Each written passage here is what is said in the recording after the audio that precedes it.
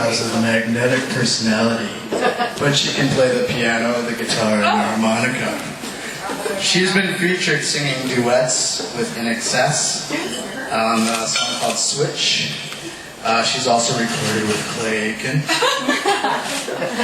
You don't want to know about Apparently Pink sang back up to her. No, I sing back up for her.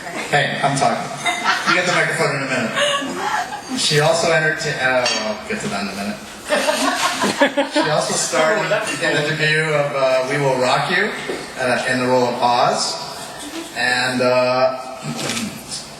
she, in 2007, released her debut album called Broken and Beautiful, which featured top 20 Canadian hits such as Hung Up and Believe.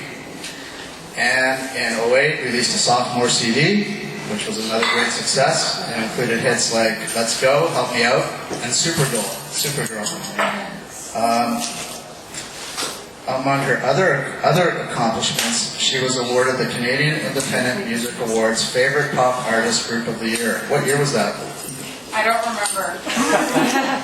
Cheers. That was in 1987. Right around the time. 87. Right around the time she was born. I think one of the things about you, Suzie, is that everybody who knows you absolutely adores you. That's not true, but thank you. And I know that. I'm just going to say this from the bottom of my heart. I can't thank you enough for going to Afghanistan to sing for our troops. Oh, woo! Yeah, I think it's awesome.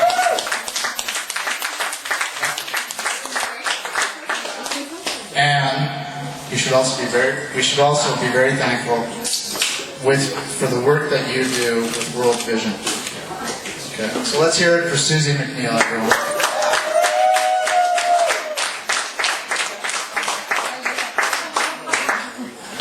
I'll move that. This is amazing here. Thank you, guys. Cool. Sweet Suzie McNeil. Tammy's here. Okay. Ow. We own, by the way, this gallery owns the copyright to this video. Okay. Someone taking a video? Oh, yeah. Little video. The shaky camera. Okay, apparently it's story time. And Brian asked me to read, and I jumped at the chance because I love Dr. Seuss. Who doesn't? I mean, who doesn't? Like, I told my sister about it. I was leaving her place. I was babysitting. Not only have I been to Afghanistan and in Africa with World Vision, but I also babysit. So it's a well-rounded thing. And not for free. Well, it's the last day of school. I think my sister's a teacher, so it was a very important night where she had to go to a bar in the beaches and get drunk with her co-workers. So anyway, everyone I told a couple of people, I told them when I was leaving I was going to do this. They were like, what? And I actually didn't know if this book would be here because Brian and I discussed it briefly, so I brought the full, I was like this weird adult in my nephew's bedroom going through all his books, and I brought the full, well, I think it's almost full book of Dr. Seuss stories in case. If anybody buys a print, we'll throw that book in. No, we won't. No, he'll be devastated. The 4-year-old at home, he doesn't know I took it. So By himself now, apparently. Yeah, exactly. I was like, I got somewhere to be, kid. Get out of my way. Get out of here. So anyway, thank you. The book that I wanted to read was Yertle the Turtle and Other Stories because I loved this book as a kid. Like I can't remember much from my entire life, and I have vivid memories of. I'll show you this page in this book. Now, for those of you who don't know, there's 3 stories in here. But when I was a kid, the fact that, that this little worm guy could look around the world and back at the bear's butt, I just totally gave it away. But I have vivid memories of that. Now, there's 3 stories in here. There's Yertle the Turtle, Gertrude McFuzz, and the Big Brag. Now, do you guys know these stories? Yeah. Okay, so then we're going to have a vote of which story you want to hear. Okay, so are we gonna do a clapping or hands? You've got the So we microphone. have drinks in our hands. Okay, so show of hands for Yertle the turtle. I'm counting. Oh my gosh. I can't count. Show them drinks. No. Okay. Was that a yes, Lizzie? Are you on the fence? Okay. Show of hands for Gertrude McFuzz. You guys are all going for Yertle the turtle because the drink. And then last but not least, the big bread. Yes. Yeah. Ooh, okay. Wait, keep your hands up high. Has to be fair. Okay, Yertle the turtle won. Sorry. Okay. Even though the big bread's my favorite, but whatever. I mean, these are all just, I think, sort of the learning. They have the same sort of moral where it's like, don't be too greedy and don't be too, well, you'll see. Okay. I can't read, but I'm a singer, not a reader. So if I mess up, couldn't wear my glasses, I don't look as good. So anyway, wow, this is weird. On the faraway island of Salamazans, Yertle the turtle was king of the pond. A nice little pond. It was clean, it was neat, the water was warm, and there was plenty to eat. The turtles had everything turtles might need, and they were happy, quite happy indeed. See? Why mess with a good thing? They were, until Yertle, the king of them all, decided the kingdom he ruled was too small. I'm ruler, said Yertle, of all that I see, but I don't see enough. That's the trouble with me. For this stone for a throne, I look down on my pond. I cannot look down on the places beyond. This throne that I sit on is too low down. Oh my gosh. It ought to be higher, he said with a frown. If I could sit high, how much greater I'd be. I'd be a ruler of all I can see. So Yertle, the Turtle King, lifted his hand, and Yertle, the Turtle King, gave a command. He ordered 9 turtles to swim to his throne, and using these turtles, he built a new throne. He made each turtle stand on another one's back, and he piled them up in a 9-turtle stack.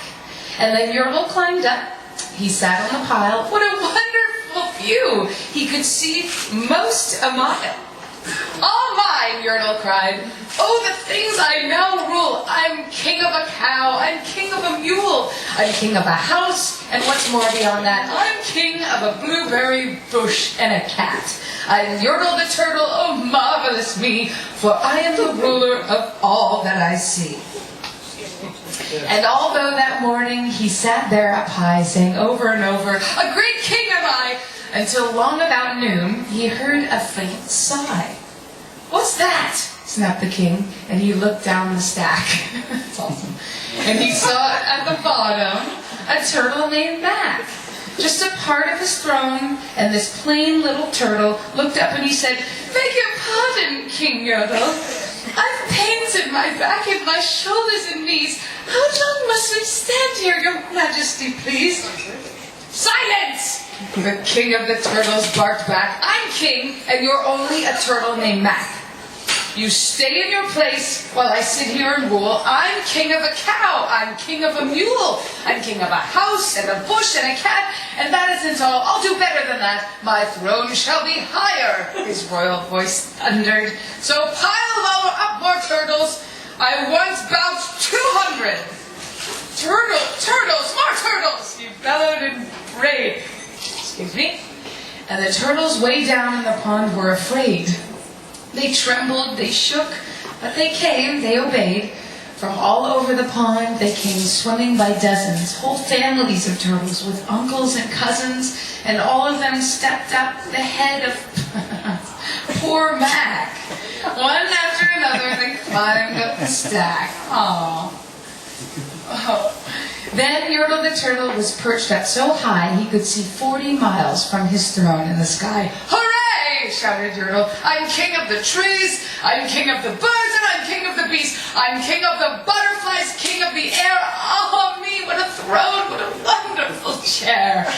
I'm Yertle the turtle, oh, marvelous me, for I am the ruler of all that I see.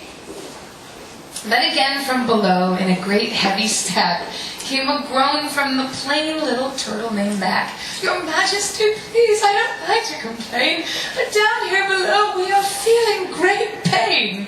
I know up on top you are seeing great sights, but down at the bottom we too should have rights. We turtles can't stand it. Our shells will all crack. Besides, we need food. We're starving, groaned Mac. You hush up your mouth, growled the mighty King Yertle. You've no right to talk to the world's highest turtle. I rule from the clouds, over land, over sea. There's nothing, no nothing, that's higher than me. He's mean. But while he was shouting, he saw with surprise that the moon of the evening was starting to rise, up over his head in the darkening skies. What's that? Snorted Yertle. Say, what is that thing that dares to be higher than Yertle the king? I shall not allow it. I'll go higher still. I'll build my throne higher. I can, and I will. I'll call some more turtles. I'll stack them to heaven. I need about 5,607. But as Yertle, the Turtle King, lifted his hand and started to order and give the command, that plain little turtle below in his stack, that plain little turtle whose name was just Mac, decided he'd taken enough, and he had, and that plain little lad got a little bit mad, and that plain little Mac did a plain little thing. He burped, and his burp shook the throne of the king. And Yertle the turtle, the king of the trees, the king of the air and the birds and the bees, the king of a house and a cow and a mule, well, that was the end of Turtle King's rule. For Yertle, the king of the Salamazond, fell off his high throne and fell blank in the pond.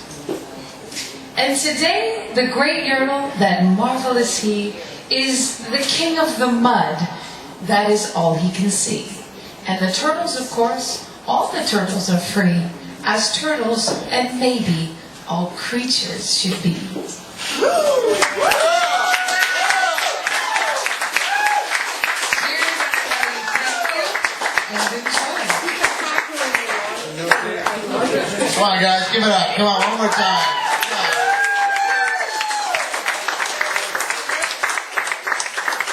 We named tonight's cocktail Yertle soup in Suzie's honor. Suzie will be signing autographs and taking photos all night long. Thank you, Suzie, and thank you everyone for being here. So I don't care. Whatever.